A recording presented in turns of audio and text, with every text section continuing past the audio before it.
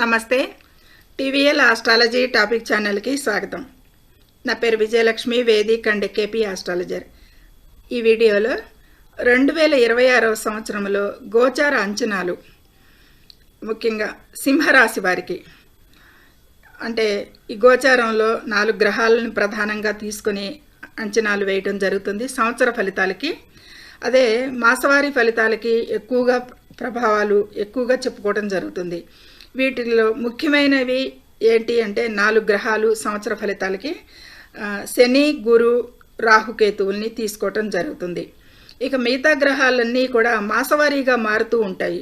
ఇవి 4 ప్రధానంగా పెద్ద గ్రహాలు, ఎక్కువ కాలం సంచరించే ఒక రాశిలో గ్రహాలు కాబట్టి వీటిని ప్రామాణికంగా తీసుకుని వాటికి సంబంధించిన ప్రభావాలు ఎలా ఉంటాయి ఈ రాశికి అనేది చెప్పటం జరుగుతుంది. అయితే గురువు సంచారం ఈ సింహరాశి వారికి, ఈ సింహరాశిలో ఎక్కువగా సంచరించేటప్పుడు మార్పులు జరుగుతాయి. గురుగ్రహం మార్పులు అనేవి 2-3 రాశులు మారుతూ జరుగుతుంది ఈ సంవత్సరంలో గురుగ్రహం.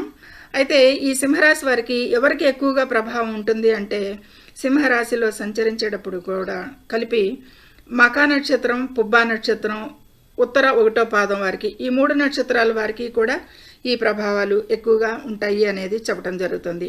వారికి ఆరోగ్యరీత్యా, గోచార రీత్యా మిశ్రమ ఫలితాలే కనిపిస్తున్నాయి ఎక్కువగా ఈ సింహరాశి వారికి. ముఖ్యంగా గురు సంచారం ఈ ఏడాది, ఈ సంవత్సరం వీరి జీవితంలో ఎక్కువగా నిర్ణయాత్మకమైన మార్పుల కోసం ఎక్కువగా సూచిస్తుంది గోచారంలో అనేది చెప్పడం జరుగుతుంది.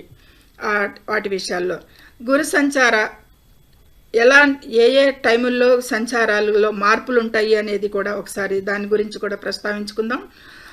2026లో గురుదేవుడు 2 ముఖ్యమైన రాశులు మార్పులు చెందుతాడు అనేది సూచించడం జరుగుతుంది. అయితే జూన్ 2 నుంచి 26 వరకు కూడా గురువు, జూన్ 2 నుంచి 2026 జూన్ 2 నుంచి 2 వరకు కూడా, అంటే జనవరి నుంచి జూన్ 2 వరకు కూడా మిథున రాశిలో లాభస్థానంలో ఉంటాడు ఈ సింహరాశి వారికి.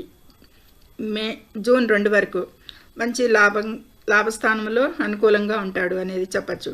ఇక జూన్ 2 నుండి 2026 జూన్ 2 నుండి అక్టోబర్ 31 వరకు కూడా గురువు తన ఉచ్చస్థానమైన కర్కాటక రాశిలో ప్రవేశించి 12వ ఇల్లు అవుతుంది ఈ సింహరాశి వారికి.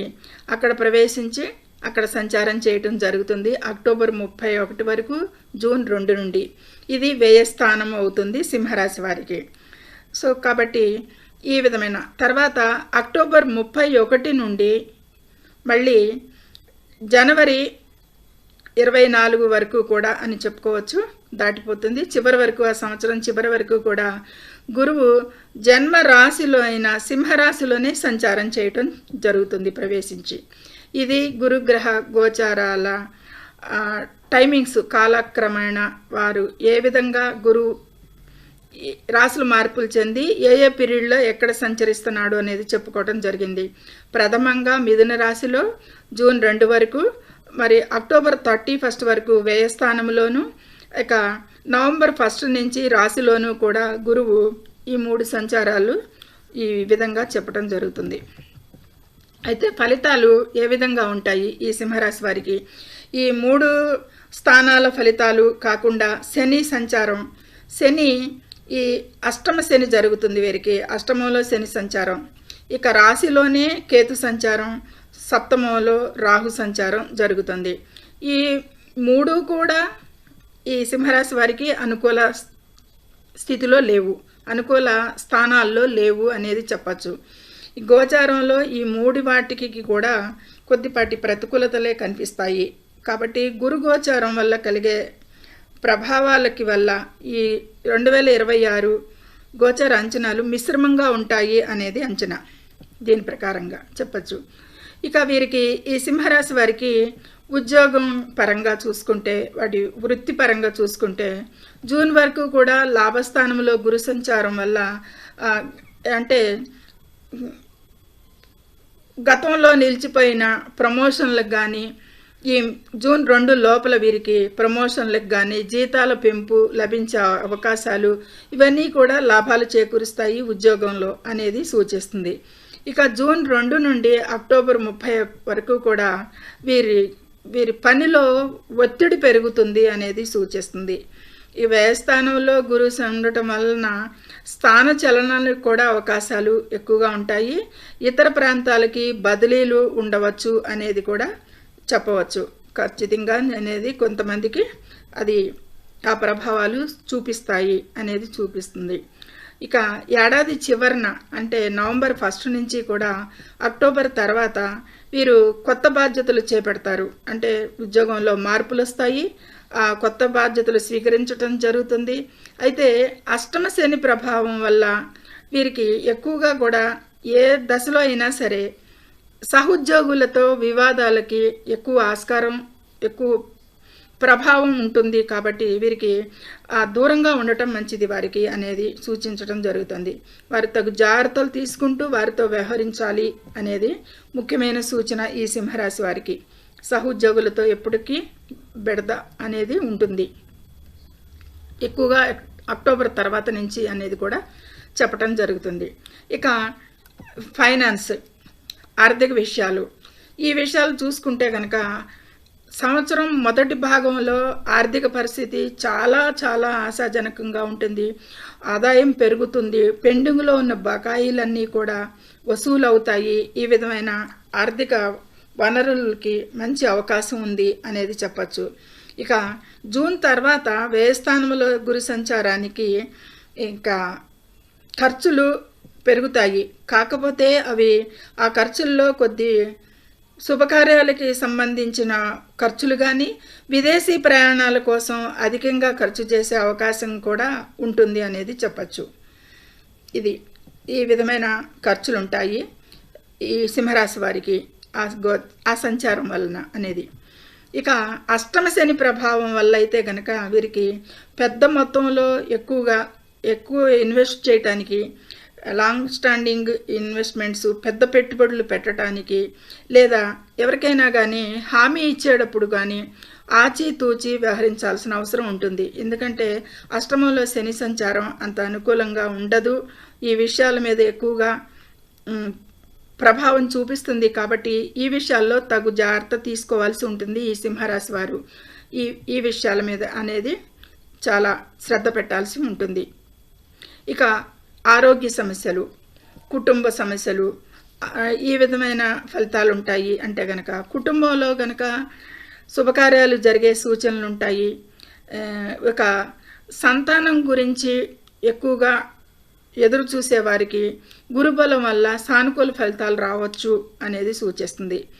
గురువు రాశిలోకి ప్రవేశించాక ఇక 5వ స్థానాన్ని కూడా గురువు చూడటం జరుగుతుంది. 5వ స్థానం గురుస్థానమే అవుతుంది, ధనుసు రాశి.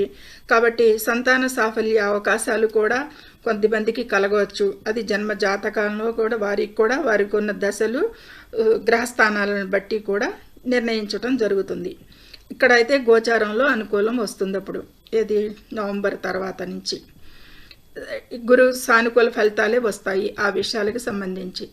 ఇక ఆరోగ్య సమస్య చూస్తే కనుక ఇక వీరికి కొద్దిపాటి అనారోగ్య సూచనలు ఉంటాయి, సమస్యలు. కంటికి పొట్టకి సంబంధించిన చిన్నపాటి సమస్యలు తలెత్తవచ్చు వీరికి. ఈ సింహరాశి వారికి తరచుగా చెప్పటం జరుగుతూ ఉంటుంది, ఈ గోచారంలో చూస్తూనే ఉన్నాను. కంటికి సంబంధించిన సమస్యలు, దురదలు, ఎలర్జీసు, పొట్టకు సంబంధించిన జీర్ణ సంబంధిత ఇవి ఆహార నియమాలు ఎక్కువగా పాటించాలి. ఈ సమస్యలు తలెత్తవచ్చు. సమయానికి ఆహారం తీసుకోవడం, ధ్యానం చేయడం వల్ల మానసిక ప్రశాంతత లభిస్తుంది. వీరు ఎక్కువగా మానసిక అశాంతికి, మానసిక ఒత్తిడికి గురవుతారు. అష్టమంలో శని సంచారం ఎక్కువగా ఈ విధంగా వీరికి ఆ ప్రభావాలు ఉంటాయి సింహరాశి వారికి.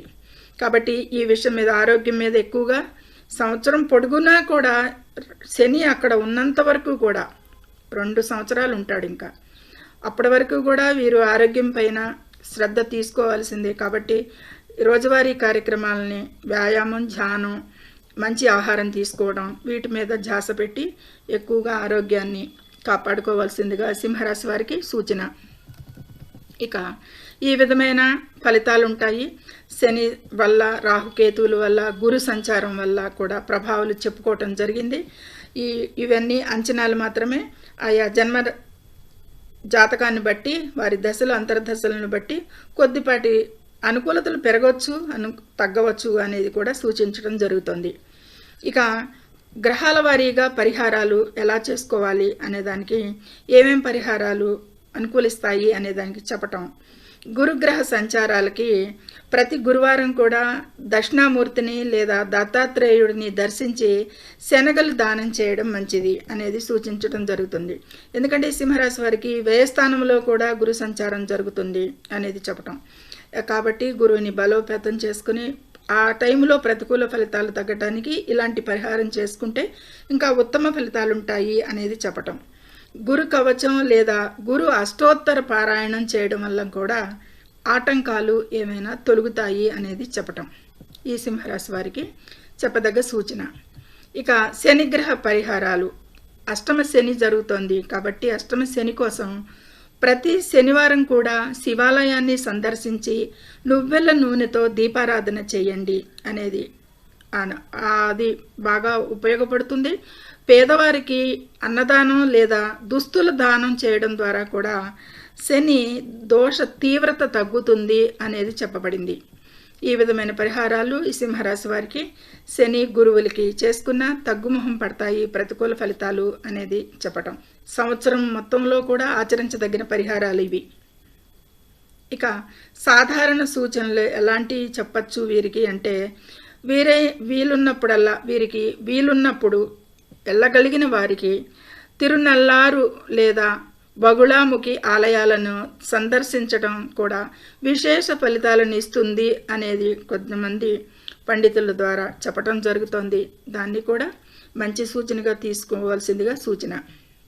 ఇక ముఖ్యంగా ఈ సింహరాశి వారికి రాశ్యాధిపతి రవి దర్పం, అహంకారం, వీటన్నిటినీ కూడా అహంకారాన్ని వీడి భాగస్వామ్యాలలో ఓపికగా వ్యవహరించాల్సిన అవసరం ఉంటుంది.